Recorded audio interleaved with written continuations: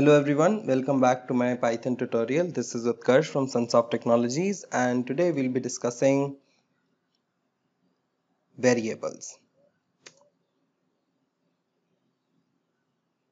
So now, variables are the boxes or containers which are provided by Python to store the values that need to be used multiple times in your program. So now, whenever you want to store some value and you want to use it again and again, so then you will store that value in a particular reference. So now that reference is known as variable. So now that variable contains two things, a name and a value. Now the name is the reference that we use for the variable, and the value of the variable is the content which is being referenced by the name. Now there are certain rules about a variable name, what name you can give the variable.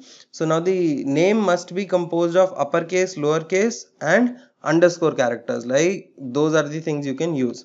The name of the variable must begin with a letter, underscore included. You can start a name of the variable with a underscore as well. Lowercase and uppercase are different, as Python is case sensitive, so you will be having different variables in different cases. Now the name must not be a reserved word, that is, it must not be already in use in Python for some other purposes, or it should not be a keyword. We'll see what keywords are, or what different keywords we already have defined in Python which we cannot use for a variable name. So here we have started the Python REPL to see how the assignments of variables work. So now as Python is dynamically typed, the assignment of the variable is all there is to be needed when we need to declare it. So the type of the literal which is assigned to the variable decides the type of the variable. So all we have to do, let's say if I want to declare a variable with fruit name, then all I have to say is apple. So I have declared a variable with the name fruit name and the value apple, and see the value is delimited with single quotes, so it is a string literal. So now this literal is the one which is defining the type for this variable. Similarly, if I want to say name and I say Utkarsh, again the type of this is defined by this, and let's say I say number of rooms equals to 32. Again, now the type of this, see, let's check out the type of these variables. So fruit name is of the type str or string. Similarly, the type of number of rooms, int, it is integer. Now let's put in the Planck's constant value, let's say 6.022 e raised to the power minus 34. So now we put in, so now I want to check the type of h variable that I declared. Now the type is float. So the type of the variable is basically being declared and defined by the value that it contains. So now as I have assigned this value over here, I can just reassign it any value. So now since we can assign different values to the same variable, we can change the type of the variable with each assignment. Therefore, we have to be very careful with assignments in Python. So now I'm going to assign some other value. Let's say now the number of rooms, we did renovations and the number of rooms is up to 50. So see, now the type hasn't changed. See, the type is still int. Why? Because I put in an integer literal over here. But what if I made a mistake? I got the data for type number of rooms from somewhere else. It still had an integer value inside a string, but it was a string literal. So what if I assign a string literal to it now? So now when I check the type of number of rooms, now it has changed to string. So that is how the assignments change the type. Now if we want to change the value of the current variable and assign the same back to the variable, we can use the compound assignment operators. Now let's discuss the compound assignment operators which we saw in the previous video. So now I want to, let's say, add 5 rooms to number of rooms. So now there is going to be a difference. If I add 5 rooms to number of rooms right now, so what will happen? The compound assignment operator will be the operator which you want to apply, which is plus equal to. So the operator which is followed by the equal to sign of 5. See now what will happen.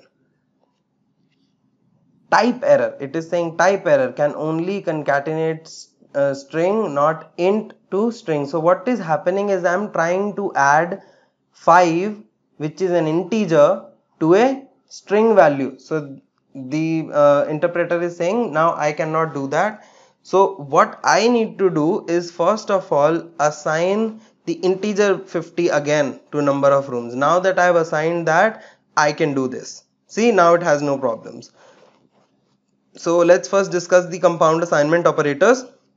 How these operators are working. See, if I just say number of rooms plus 5, it will return the number 60, and if I now try to print out number of rooms, it is still 55. It did not actually add to the value of number of rooms. This expression will give out the value 60. So now what I want to do is assign this value back to number of rooms. For that I have to create this whole expression where equals to I'll use. So number of rooms plus 5. So what will happen now? It will not recognize. We'll have a reference error. Now it will recognize. See, now this operation, there is this difference to note. When you are assigning a value after changing it, or whatever expression is here, when you are assigning a value, it has no resultant. It has no result to print out. It just assigned the value to the variable. You can see the result within the variable itself, but it does not print out any result. But if you're not assigning and you're just evaluating an expression, then it will give out a value. So that is the difference between just doing an operation and assigning the operation as well. So you see that the compound assignment operator also did not return any value. So now similarly I want to add to fruit name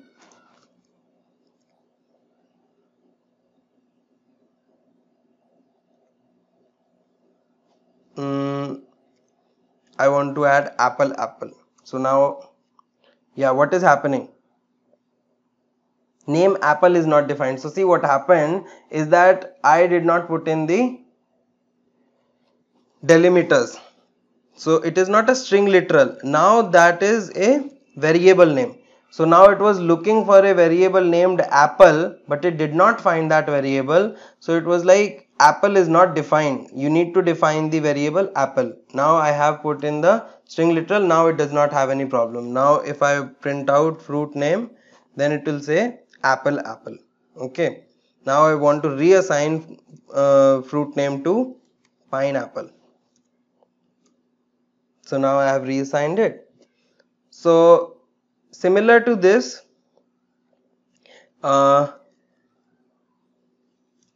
let's put in minus equals to 10.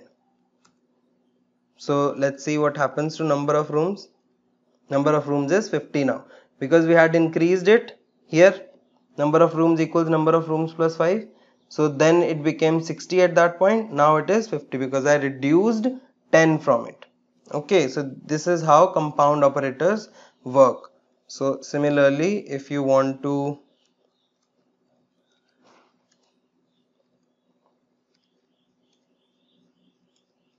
now the number of rooms will be